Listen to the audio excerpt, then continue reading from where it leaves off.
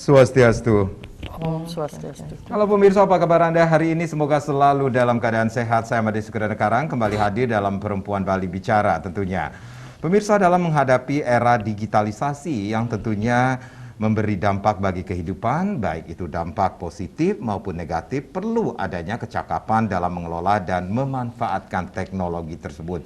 Juga harus adanya pengawasan yang ketat sehingga media digitalisasi dapat digunakan dengan bijak oleh berbagai kalangan, terutama oleh anak-anak.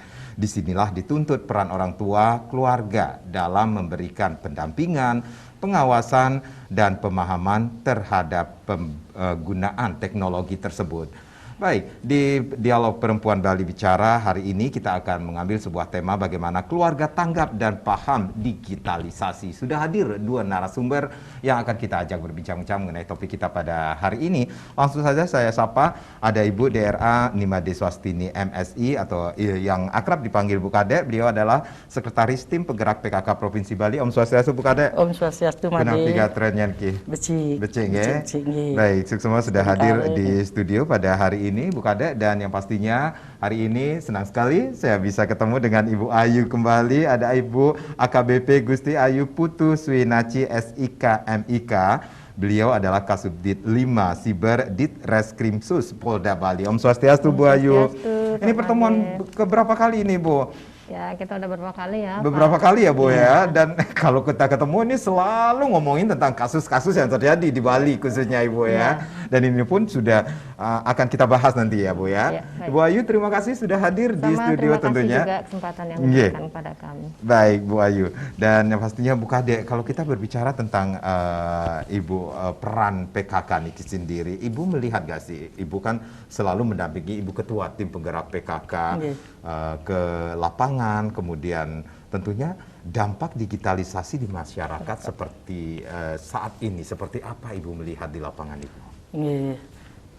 Begini Made, jadi PKK itu, gerakan PKK itu adalah seperti diketahui mempunyai visi, yaitu terwujudnya keluarga pelopor perubahan. Ini dalam upaya pemenuhan sumber daya manusia berkualitas, dalam memenuhi yaitu melalui ketahanan pangan, sudah itu ketahanan ekonomi, lingkungan hidup, sudah itu juga revolusi mental dan pelayanan dasar. Itulah yang menjadi visi dari gerakan PKK. Gerakan PKK itu sendiri yaitu gerakan pemberdayaan masyarakat yang mana merupakan juga yaitu gerakan yang tumbuh dari, oleh, dan untuk masyarakat demi terwujudnya keluarga yang beriman dan bertakwa kepada Tuhan Yang Maha Esa, berbudi luhur, sehat, sejahtera, keadilan dan kesetaraan gender, serta kesadaran hukum dan lingkungan. Nah, disinilah perlunya peran PKK disampaikan di era digitalisasi ini. Mari kita bersama-sama harus mengikuti perubahan ini, yaitu melalui keluarga, supaya di era digitalisasi ini kita lebih bijak memanfaatkan gadget atau digitalisasi dan pendampingan terhadap anak-anak kita, supaya bagaimana mempergunakan itu di segi yang positif, karena dampaknya itu ada negatif dan positif. Yang positif yaitu masalah ekonomi, pendidikan. Mari kita bersama-sama bagaimana masalah budaya itu adalah kita pergunakan yang positif.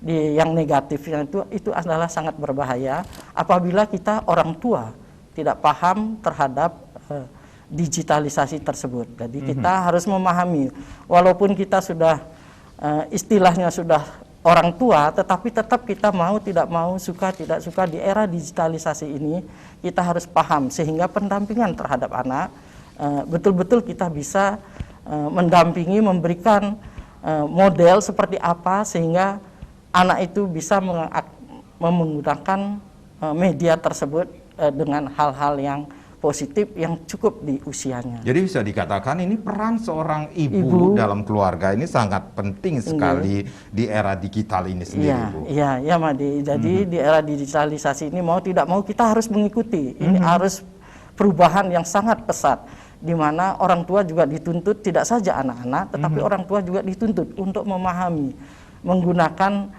media digital ini dengan bijak. Jadi kita sebelum kita akan sharing, mari kita saring apa yang akan kita sampaikan di media sosial. Itu yang dapat kami sampaikan. Itulah peran PKK di era digitalisasi ini. Pergerakan PKK itu sudah diketahui bahwa melalui dasar pergerakan kita melalui peraturan Presiden nomor 99 tahun 2017 dan juga Permendagri nomor 36 tahun 2020. Di sana sudah ditentukan bahwa kepengurusan dari tim penggerak PKK dari pusat sampai ke kelompok-kelompok dasawisma itu sudah lengkap diatur sedemikian rupa, sehingga mari kita bersama-sama apa yang menjadi program daripada pemerintah kita dukung bersama-sama, sehingga apa yang menjadi visi itu sejalan dengan aktualisasi di lapangan 10 program pokok PKK dari penghayatan pengamalan Pancasila sampai dengan perencanaan sehat. Kita sejalan dengan visi Gubernur Bali, yaitu Nangun Satkerti Loke Bali. Itu yang dapat kami sampaikan pada kesempatan yang berbahagia ini. Mari kita bersama-sama bijak menggunakan media elektronik, sehingga apa yang menjadi tujuan kita bersama menangkal hoax. Jadi kita harus saring dulu berita-berita itu sebelum kita sharing ke media. Baik, intinya adalah bijak menggunakan media sosial seperti itu ya, Bu ya. Baik, Ibu Kade dan Bu Ayu, kita rehat sejenak nggih. Nanti kita akan lanjutkan lagi bagaimana keluarga tanggap dan paham digitalisasi masih akan kembali. Pemirsa jangan kemana-mana, kami akan kembali sesaat lagi.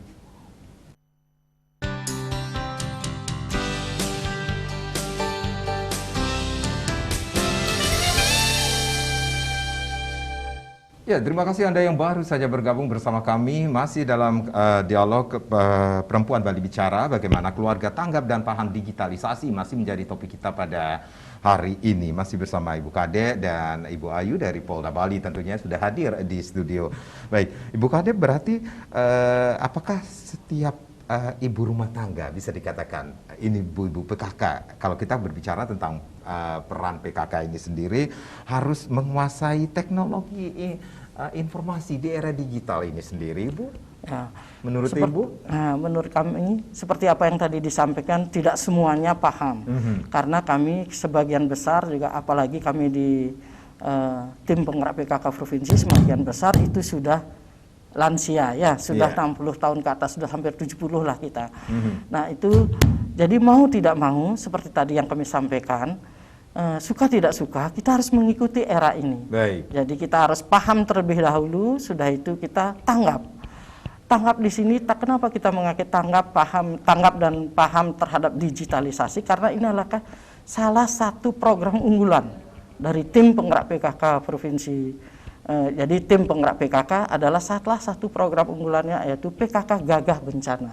Tanggap dan tangguh terhadap bencana, tidak saja bencana alam, tetapi juga ini masalah bencana tanggapnya pada digitalisasi sekarang. Jadi bisa dikatakan penggunaan digitalisasi ini sendiri pun bisa dikategorikan menjadi sebuah bencana bagi keluarga. Iya, kalau saja kita tidak memanfaatkan secara bijak, inilah yang perlu kami sampaikan.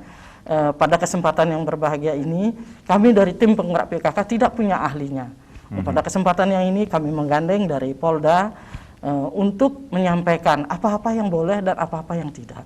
Apa-apa yang membahayakan untuk keluarga, mana-mana yang positif untuk keluarga menggunakan digitalisasi. Nah, untuk itu kami dari tim penggerak PKK tidak mempunyai ahlinya.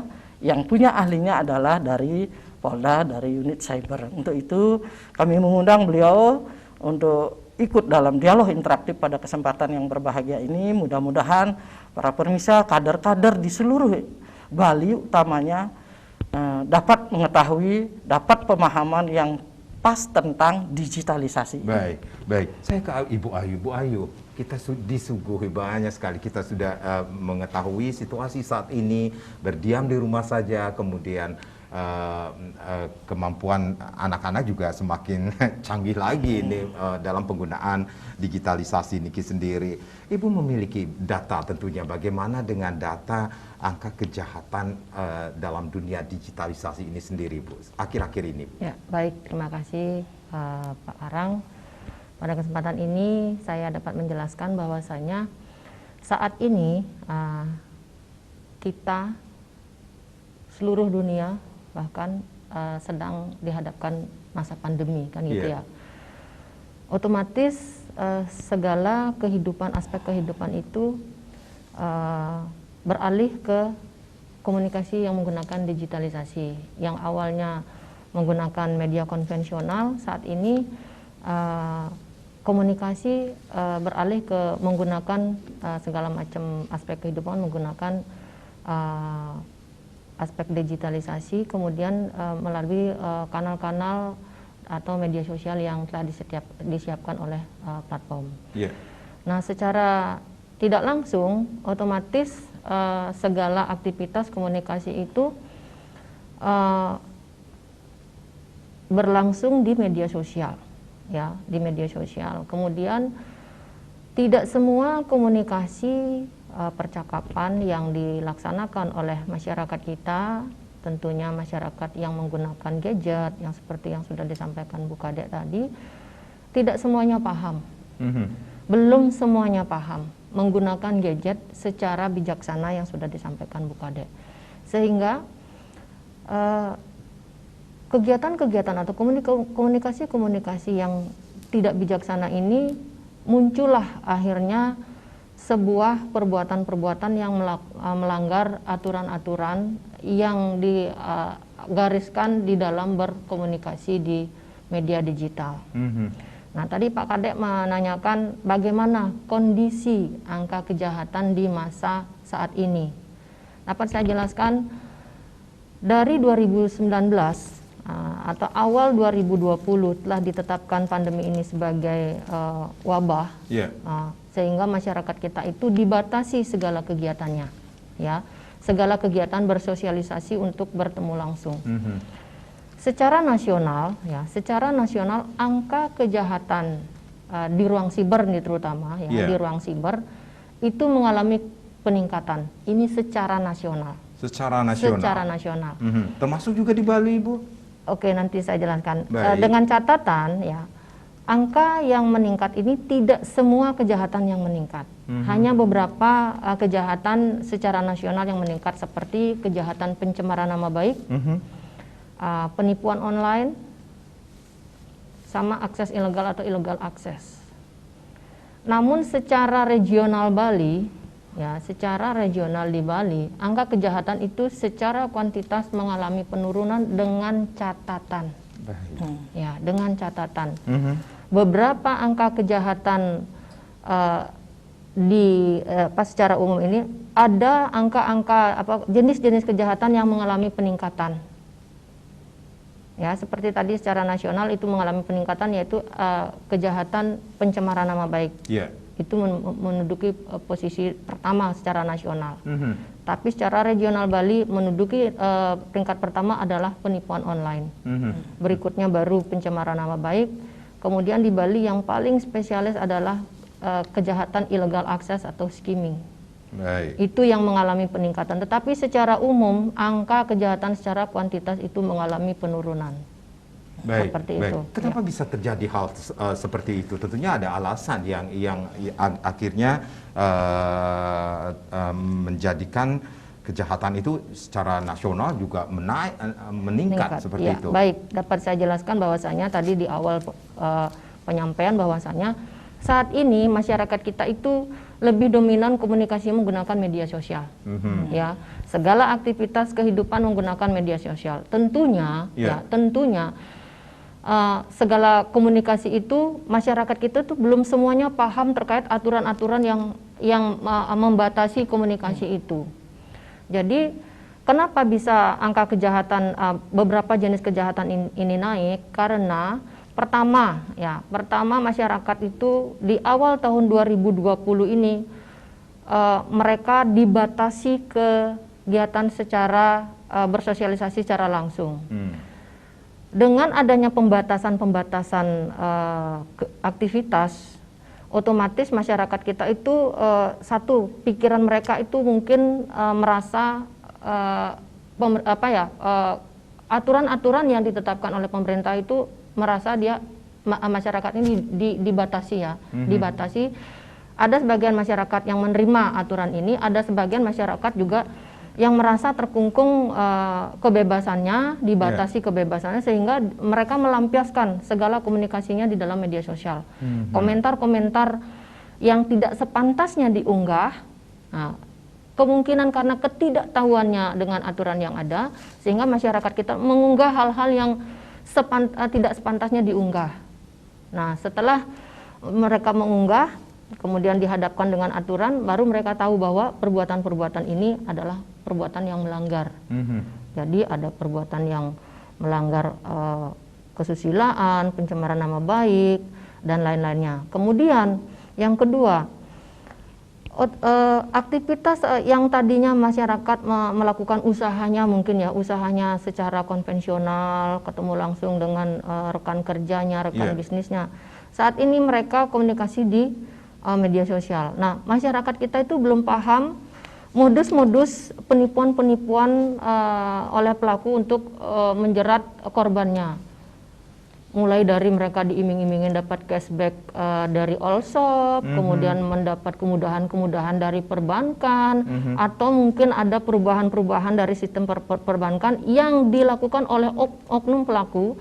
Nah, masyarakat kita ini belum paham. Nah, begitu mereka mendapatkan stimulus dari pelaku ini, masyarakat kita selalu merespon dengan cepat. Tidak membiasakan diri untuk cross check terlebih dahulu, tidak meng-cross check informasi yang didapat. Benar nggak sih saya mendapatkan cashback ini? Benar nggak sih ini datangnya dari Allshop A, Allshop B? Nah, ini seharusnya di cross check dulu sebelum kita merespon atau menindaklanjuti apa yang diminta oleh dari pelaku ini, ya. Kemudian yang berikutnya, masyarakat kita itu gampang sekali tergiur dengan hal-hal yang mungkin bersifat keuntungan, kemudahan, keuntungan yang instan, keuntungan yang instan itu cepat sekali mereka percaya dengan hal-hal seperti, padahal itu memang spamming yang di blast oleh pelaku ini. Karena mereka itu random menyebarkan pesan itu, dia menyebarkan begitu saja, siapa yang dapat ya itu yang mungkin terpancing dengan modus-modus yang disampaikan oleh pelaku ini. Nah, itulah kenapa kejahatan ini bisa meningkat, karena itu respon masyarakat itu yang terlalu cepat, yang sudah sampaikan Bu Kadek itu tidak disaring dulu, ya, tidak disaring dulu sebelum ditindaklanjuti, sebelum di-share ke teman-temannya, sehingga jadilah dia korban. Gitu.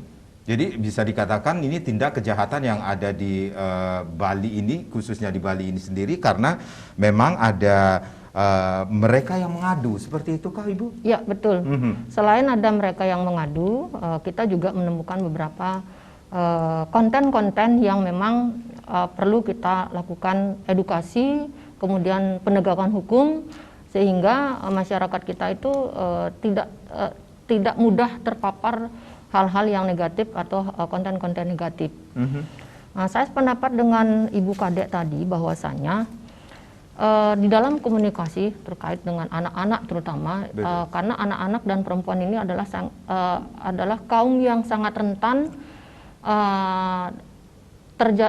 terkena, terpapar konten-konten atau kejahatan di dunia digital atau di dunia cyber. Kenapa? Anak-anak mungkin kebanyakan belum tahu aturan-aturan yang ada. Kemudian orang tua, sebagian dari orang tua mungkin belum paham mempergunakan gadget. Kemudian juga ada yang juga belum paham terkait aturan-aturan, sehingga mereka juga dengan cepat men-share info-info yang diterima. Nah, untuk itu ya, sebagaimana topik kita saat ini adalah keluarga tanggap dan paham digitalisasi, memang sepantasnya orang tua itu paham dulu penggunaan gadget atau media sosial, sehingga di dalam komunikasi di dunia digital, orang tua ini bisa mendampingi anak-anak untuk memberikan pendampingan konten-konten apa sih yang boleh diakses oleh anak-anak ini, sehingga anak-anak kita itu tidak mudah terpapar konten-konten negatif seperti konten pornografi, konten judi online, konten-konten kekerasan dan lain-lain, karena saat ini anak-anak itu kan cenderung bermain game. Iya. Ya. Di dalam game itu ada komunikasi. Iya. Kemudian di dalam game itu juga diselipkan iklan-iklan yang memang pelaku-pelaku ini pintar. Mana konten yang sering diakses oleh masyarakat, itulah dimasukin oleh konten-konten yang memang itu sudah bisa dapat merugikan masyarakat, seperti konten pornografi, konten judi. Itu anak-anak kita itu harus betul-betul didampingi. Mana konten atau link yang bisa diakses oleh anak-anak, yang aman untuk anak-anak. Itulah pentingnya pendampingan dari Iya, orang tua. itu pentingnya pendampingan orang tua. Orang tua harus paham dulu ya penggunaan gadget, penggunaan digitalisasi di dalam komunikasi di media sosial. Baik, Ibu Ayu, Bu Kade, kita rehat sejenak ya. Nanti kita akan lanjutkan lagi bagaimana keluarga harus tanggap dan paham digitalisasi. Pemirsa jangan kemana-mana, Perempuan Bali Bicara akan kembali, tapi tentunya setelah yang berikut ini.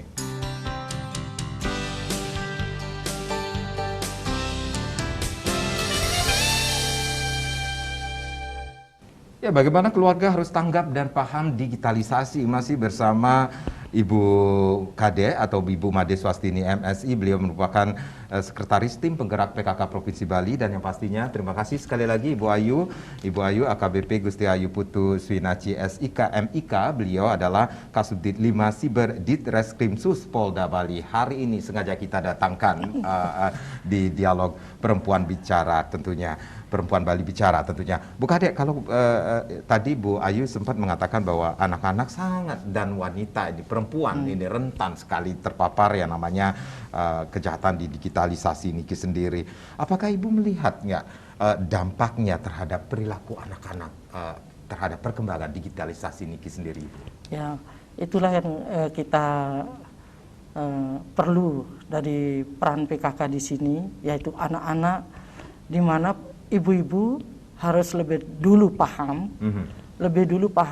tentang menggunakan digitalisasi, sehingga anak-anak kita selaku orang tua, pendampingan terhadap anak-anak itu kita bisa menyampaikan bahwa ini yang boleh dan ini yang tidak boleh. Kalau kita tidak paham, nah inilah di sini bahayanya, sehingga pendampingan terhadap anak-anak itu akan sangat sia-sia. Karena di masa pandemi ini kita lebih banyak diam di rumah, jadi kita perlu pengawasan yang ketat terhadap akses internet dari anak-anak, sehingga kita bisa menyampaikan kalau kita sudah paham. Maka dari itu kami harapkan semua kader di Provinsi Bali, utamanya ibu-ibu, dalam pendampingan terhadap anak, supaya paham dulu kita tentang penggunaan digitalisasi ini. Sekarang dituntut seperti itu karena dunia sekarang sudah menuntut seperti ini, digitalisasi ini, sehingga kita berselancar di dunia maya, istilahnya berselancar di dunia maya, kita sudah paham sehingga mana model yang bagus yang untuk anak-anak. Kita sebagai model, kalau kita menyampaikan kepada anak-anak, kita perlu batasan waktu. Kapan harusnya dia itu menggunakan gadget dan kapan dia itu harusnya berkomunikasi dengan kita. Karena kalau sudah anak-anak itu kecanduan dengan gadget, ini akan sangat membahayakan. Maka dari itu kami dari tim penggerak PKK Provinsi Bali mengambil tema seperti ini karena banyak sekali sudah hal-hal yang ini yang kita tidak inginkan, yang kita tidak harapkan. Ini takutnya akan terjadi di mana masa pandemi ini sangat banyak waktu yang digunakan oleh anak-anak di rumah hanya dengan bermain gadget. Nah, kita harapkan supaya ini positif dan kita selaku orang tua ini ada etika dan estetikanya dalam bermain, dalam menggunakan gadget itu. Jadi kita bagaimana menyampaikan kepada putra-putri kita supaya dia itu juga menggunakan gadget itu dengan etika. Jadi berkomunikasi di dunia maya, berkomunikasi di gadget itu, mana yang harus dia chat, mana yang harus dia tidak. Itu yang perlu disampaikan karena semua anak sekarang satu orang satu HP. Di masa pandemi ini dengan adanya daring, belajar dalam jaringan. Jadi anak-anak itu semua sudah pegang HP sendiri-sendiri. Nah, kalau dia masa pembelajaran waktunya dikasih oleh sekolah, biasanya itu pada jam-jam pelajaran, kita bisa mendampingi. Nah setelah itu dia akan meminta waktu bermain game. Nah tadi sudah disampaikan oleh Ibu Ayu dari Polda bahwa bermain game itu di sana akan diselipkan iklan-iklan yang akan mungkin membawa menyampaikan konten-konten yang tidak bagus. Sekarang takutnya kita di sana ada konten-konten yaitu tentang iklan seperti tadi disampaikan pornografi. Itu yang kita takutkan kepada anak-anak sehingga mungkin digiring sesuatu sehingga bisa mengikuti ini.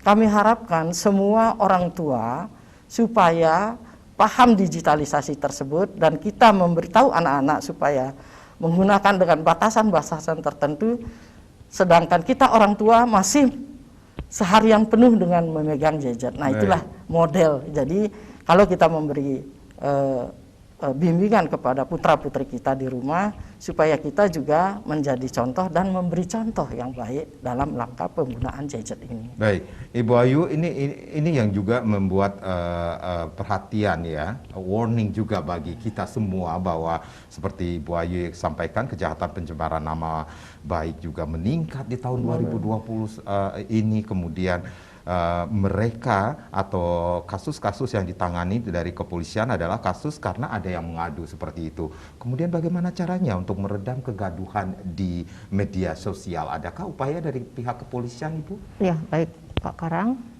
dan pemirsa. Pihak kepolisian di dalam meminimais atau meredam kegaduhan-kegaduhan di komunikasi dalam media sosial, Polri sudah melakukan berbagai upaya. Yang pertama yang namanya edukasi dan literasi, ya. Edukasi dan literasi ini Polri sudah berkolaborasi dengan stakeholder terkait, ya. Itu sudah melakukan berbagai terobosan kemudian edukasi ke beberapa kelompok-kelompok masyarakat baik secara daring maupun luring, ya. Secara daring kita itu melaksanakan namanya edukasi atau literasi media itu bekerja sama dengan Kominfo Bali. Kita melaksanakan edukasi tentang bagaimana sih kita bijaksana menggunakan media sosial. Kemudian Polri juga sudah melakukan beberapa terobosan-terobosan, yaitu telah membuat kanal Cyber TV, ya, di mana kanal Cyber TV ini di sana sudah ada konten-konten edukasi terkait bagaimana kita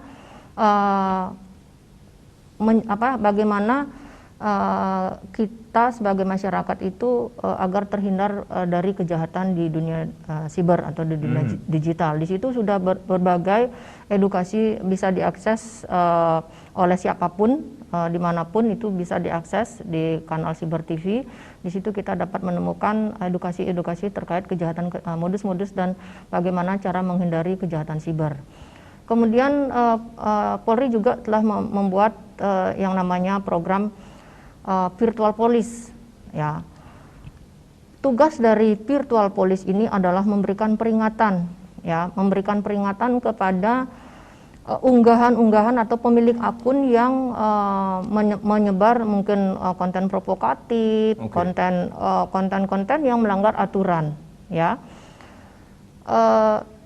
Pemilik atau konten yang mengandung pelanggaran hukum itu akan diberikan peringatan secara direct message, ya, secara direct message di DM yang bersangkutan bahwasanya unggahan pada tanggal sekian itu mengandung pelanggaran, misalnya nih melanggar pasal 27 ayat 3, ya, agar segera ditutup postingannya atau diturunkan postingannya.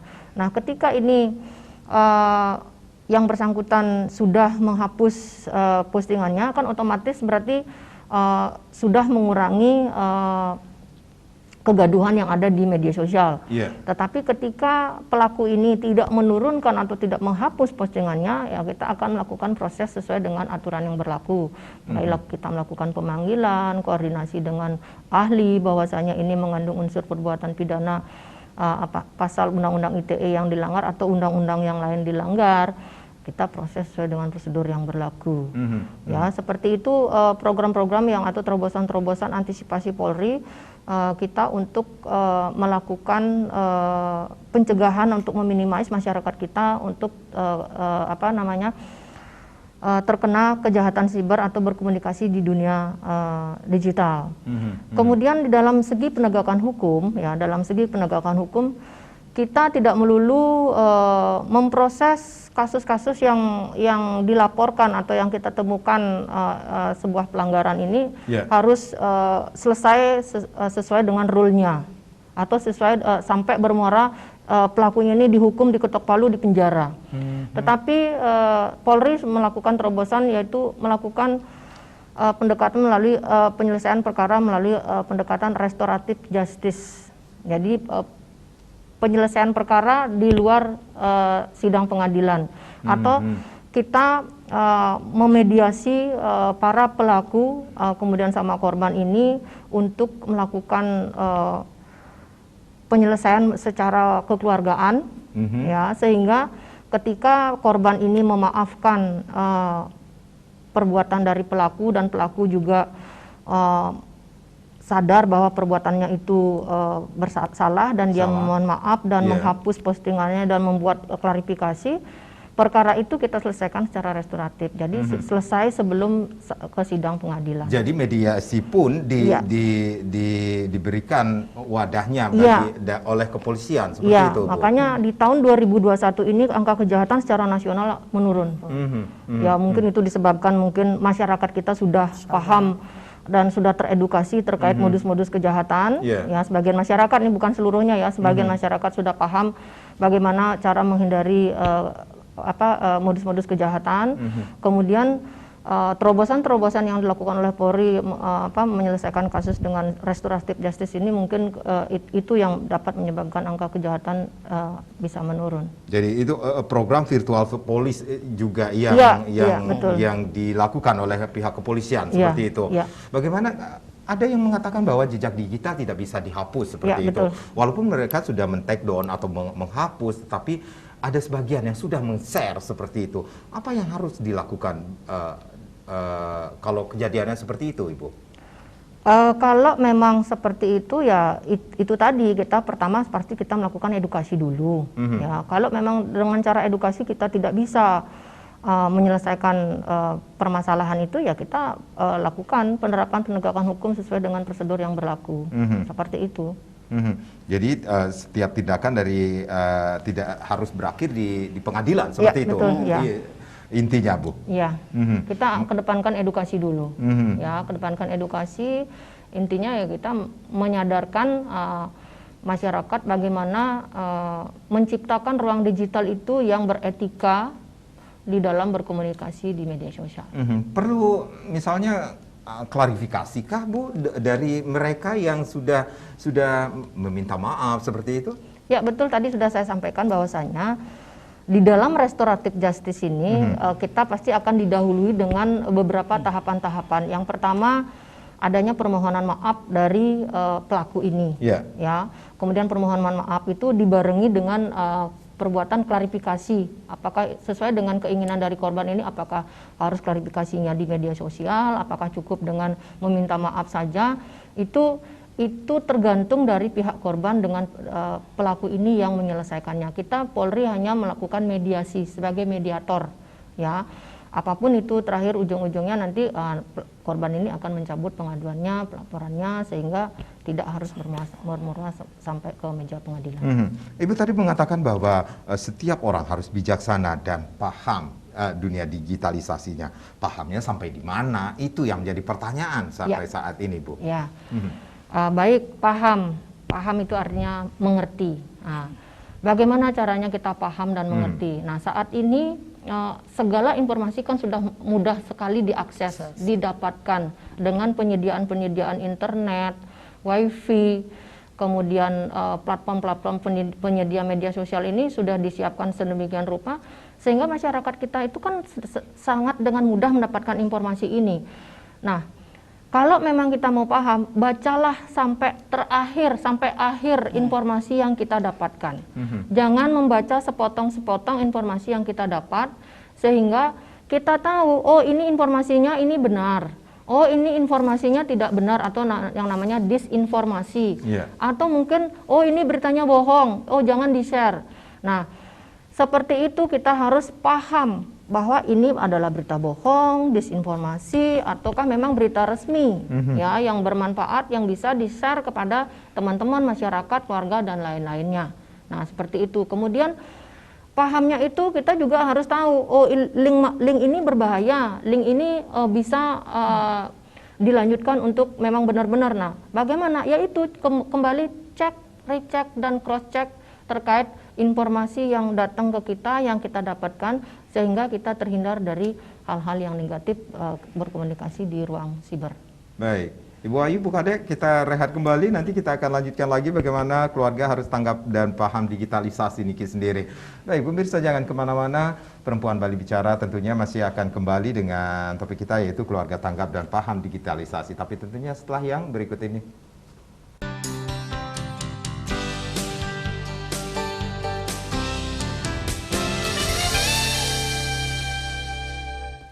Ya, masih bersama Ibu Gusti Ayu Putuswi Naci SIK MIK. Beliau adalah Kasubdit 5 Siber Ditreskrimsus Polda Bali. Kemudian ada Ibu Kade di sini atau Ibu Made Swastini MSI. Beliau merupakan sekretaris tim penggerak PKK Provinsi Bali. Perempuan Bali Bicara tentunya masih mengambil sebuah topik yaitu bagaimana keluarga tanggap dan paham digitalisasi. Bu Ayu, ada yang menarik sekali, kasus-kasus yang meningkat, kemudian karena ada yang mengaku melapor seperti itu. Tetapi bagaimana mereka yang tidak melapor tetapi merasa menjadi korban, Bu? Ya, baik. Ketika masyarakat melapor, tentunya itu sudah ada SOP dan aturan-aturan di dalam penegakan hukum, dalam penyelidikan dan penyidikannya kita proses. Nah, tapi ada sebagian masyarakat yang enggan melapor. Ya tentunya kalau memang masyarakat enggan melapor, mereka akan mencari solusi-solusi tersendiri. Nah, saya harapkan di dalam mencari solusi ini harus memang benar-benar dipilih media yang tepat, ya, cara yang tepat sehingga di dalam menyelesaikan permasalahan ini tidak menambah masalah. Kemudian yang kedua, ketika kita Polri, ya, di cyber Polri ini, di cyber Ditreskrimsus Polda Bali, kita yang ada namanya tim cyber troop, ya. Kita punya tim patroli siber. Kita adalah tugasnya kita itu memantau konten-konten atau akun-akun yang memang tanda kutip mereka sering memposting hal-hal yang bisa memprovokatif masyarakat, kemudian menyebar berita bohong. Nah, itulah tugasnya kita, tugasnya virtual police ini untuk memberikan peringatan kepada pemilik-pemilik akun yang memang kita temukan mengunggah hal-hal yang bersifat negatif. Nah, ketika virtual police ini sudah melaksanakan tugasnya, kemudian pelaku ini mau menghapus postingannya, dan kalau memang tidak yang bersangkutan mau menghapus postingannya, ya kita lakukan penegakan hukum sesuai dengan aturan yang berlaku. Itu ada beberapa kasus yang sudah kita lakukan. Ya. Baik. Ya. Apakah ada kasus ya, Bu, mereka yang sudah di DM berkali-kali, kemudian menghapus, kemudian melakukan lagi, menghapus lagi, seperti itu, Bu? Sampai saat ini belum. Ketika mereka sudah dilakukan peringatan. Bahkan ini bisa dikatakan dari pihak kepolisian pun sudah melakukan hal yang sangat soft sekali ya, Bu, ya, mendirect message, kembali tidak melakukan, bisa dikatakan message-nya tidak diperlihatkan kepada umum seperti itu, Bu? Ya, kalaupun ada, kita tetap akan melakukan upaya itu, ya. Kalaupun ada, kita tetap melakukan upaya itu, yaitu melakukan peringatan. Kemudian kalau memang tidak, ya memang penegakan hukum memang caranya untuk untuk dapat menimbulkan efek jera untuk yang bersangkutan, ya. Bahwasanya itu perbuatannya salah. Contoh kadang-kadang masyarakat, sebagian dari masyarakat kita yang mengunggah itu mereka tidak tahu aturan, ya. Contoh nih, memanfaatkan anak-anak untuk membuat kanal YouTube. Media objeknya anak-anak yang dipakai untuk komunikasi yang seharusnya tidak komunikasi yang anak-anak mereka buat itu untuk menaikkan engagement YouTube-nya, kanalnya. Dia untuk mencari keuntungan. Nah, di situ kita lakukan edukasi dulu nih, edukasi kepada pemilik akunnya. Nah, ketika pemilik akun mau menghapus atau menutup akunnya, ya kita tidak lakukan penegakan hukum, tapi ya kita akan selalu melakukan edukasi itu. Nah, kemudian di Polda Bali ini juga ada kita menanganin kasus-kasus seperti itu. Kita lakukan mediasi. Ya, karena melibatkan anak-anak, perempuan, itu adalah sesuatu yang seksi kalau dibahas di media sosial. Ya, sesuatu yang seksi, yang menarik. Kalau kita tidak lakukan upaya yang tepat, itu akan menimbulkan kegaduhan. Ya, karena semua pihak pasti akan concern untuk membahas hal tersebut. Baik. Baik, Bu Kade, berarti ini kita berbicara tentang teknologi ya Bu Ayu ya. Bu, teknologi sekarang bukan hal yang tabu saat ini. Tetapi ini peran ibu, peran keluarga ini sangat mendukung terhadap pahamnya, tanggap dan pahamnya digitalisasi terhadap putra-putri kita nantinya, Ibu Kade. Iya. Jadi di sini peran orang tua berkali-kali kami sampaikan bahwa harus paham terlebih dahulu. Paham yaitu mengerti bagaimana menggunakan gadget tersebut. Jadi menyampaikannya melalui alat komunikasi digital supaya itu lebih beretika. Jadi kalau memang itu sudah tidak di ranah kita, sebaiknya kita abaikan. Jadi pendampingan terhadap putra-putri juga kita sampaikan bahwa mana-mana yang boleh kita beri batasan, dan ini perlu kita ada membangun koneksi dengan komunikasi juga dengan anak-anak, sehingga apa yang menjadi tugas anak-anak, yaitu tugas putra-putri kita di pembelajaran di masa pandemi ini, belajar daring, supaya hal-hal tersebut saja yang dia akses, sedangkan kalau umpamanya dia ini memang merupakan media hiburan juga di masa pandemi ini, supaya hal-hal yang sesuai dengan umurnya. Jadi disinilah peran orang tua, supaya kita mendampingi putra-putri kita dalam pada waktu mereka-mereka tersebut mengakses internet. Jadi sesuai dengan usianya. Tadi disampaikan karena ini adalah sangat berbahaya apabila dipandang dari segi negatifnya, karena dunia digital ini ada segi negatif dan juga ada dampak positifnya. Yang positif mari kita pakai bersama-sama, sehingga apa yang menjadi tujuan kita bersama di komunikasi digital ini dapat kita wujudkan. Jadi mempermudah, jadi bisa memperlancar ekonomi juga di sana. Jadi pendidikan untuk putra-putri kita. Nah, disinilah kita sebagai orang tua, jadi kita tidak setiap panjang hari kita memegang gadget itu, kita juga manfaatkan pada waktu-waktu tertentu saja. Karena kita sebagai modelnya, kalau kita sudah satu hari pegang gadget itu, dan putra-putri kita akan mengikuti kita. Nah, apapun dia bisa akses di situ. Disinilah kami harapkan semua para keluarga, terutama orang tua, supaya memperhatikan putra-putrinya pada saat menggunakan gadget. Mari kita beri batasan waktu, mari kita komunikasikan terlebih dahulu sebelum memberikan anak-anak tersebut, karena sekarang di usia dini pun sudah pegang gadget. Karena anak-anak sekarang pun di PAUD sudah mulai belajar daring juga. Jadi komunikasi interaksi dengan guru PAUD-nya, karena anak-anak tidak bisa ke sekolah, jadi di rumah. Nah, itu pun sudah mulai. Dia harus paham juga. Nah, disinilah kita orang tua, kita membimbing, memberikan pelajaran, pengasuhan yang benar pada saat putra-putri kita sudah memegang gadget itu, dan kita sebagai modelnya orang tua.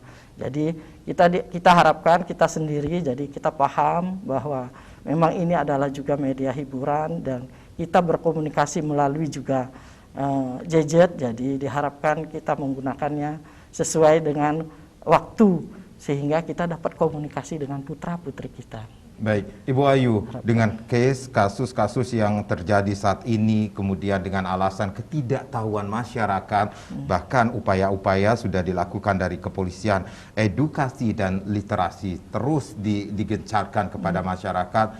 Pentingnya mereka mengetahui, pentingnya mereka harus mengetahui bijaksana dan memahami terlebih dahulu penggunaan digitalisasi tersebut saat ini, Bu. Ya, betul.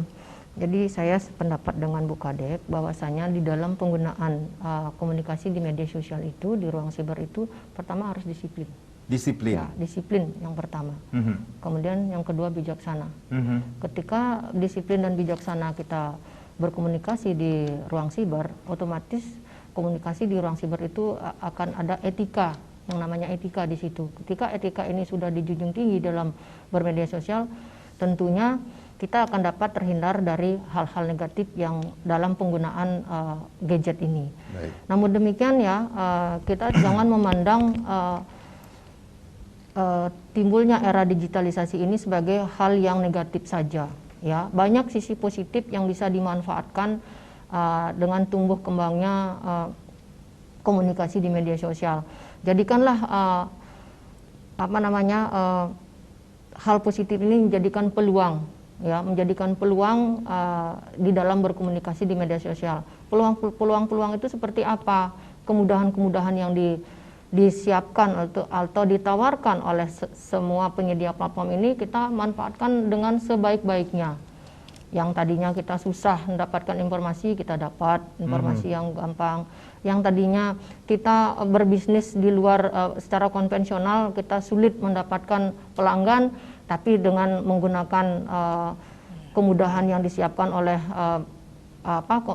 komunikasi di media sosial ini, kita jadikanlah peluang bisnis yang baik sehingga penyediaan di era digitalisasi ini itu jadikan peluang. Baik. Kemudian hal-hal negatifnya ya kita jadikan tantangan. Nah, jadikanlah tantangannya bagaimana kita bisa mencari solusi setiap permasalahan yang timbul di dalam berkomunikasi di media sosial. Seperti Bu Kadek tadi ya menyampaikan, ya kita paham dulu di keluarga adalah sekolah pertama yang didapatkan oleh anak-anak.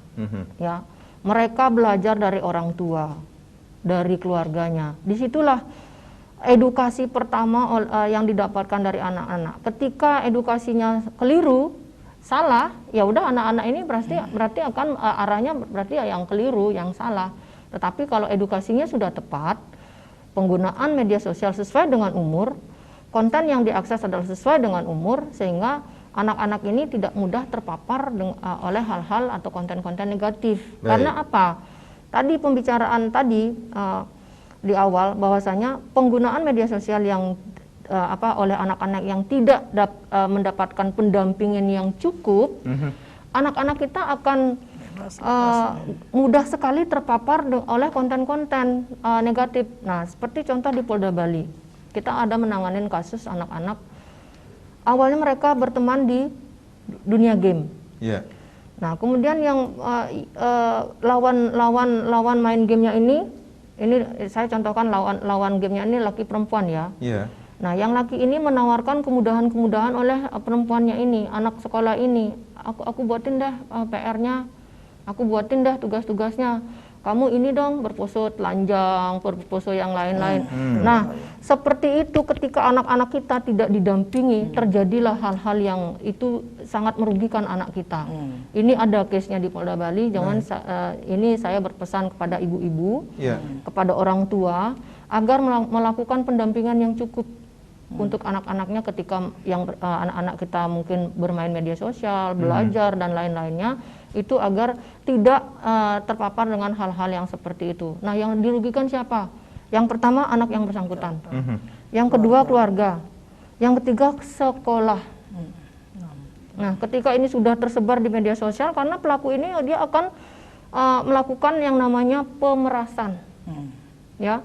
Ketika anak ini sudah berpose di layar, di kamera, apakah itu laptopnya yang digunakan, apakah itu gadgetnya yang digunakan, pelaku ini sudah mengcapture ya, sudah mengambil videonya kah, fotonya kah, itu dijadikan senjata oleh pelaku ini untuk melakukan pemerasan, untuk mendapatkan keuntungan, ya, dan itu tidak sedikit masyarakat yang melapor ke kita. Ini sekaligus tips menggunakan media sosial yang ditekankan untuk orang tua kepada anak-anak mereka agar tidak mudah terpapar konten-konten di dunia maya, Ibu ya. Bu Ayu. Ya. Baik. Bu Kade, ada yang ingin disampaikan kepada pemirsa khususnya para ibu-ibu rumah tangga di sendiri, Bu? Ya, terima kasih Made. Jadi kepada ibu-ibu rumah tangga utamanya yaitu kader-kader PKK dimanapun berada di Provinsi Bali. Jadi kami harapkan pendampingan kepada putra-putri kita di dalam menggunakan gadget. Mari kita dampingi dengan baik sehingga kita paham dulu terhadap digitalisasi tersebut sehingga kita bisa tanggap dalam menggunakan digitalisasi tersebut. Kita lebih bijak menggunakan sehingga berdampak positif kepada semua kalangan, terutama kepada anak-anak kita yang berada di rumah. Demikian Made yang dapat kami sampaikan kepada semua kader PKK di Provinsi Bali.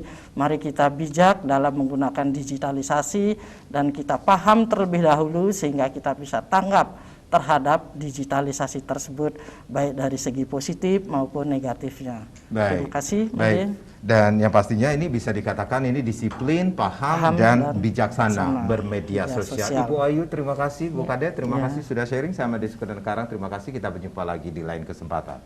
Om Santi Santi Santi Om. Yang ngerau sang jagat emangkin sambil rasa yang piko betul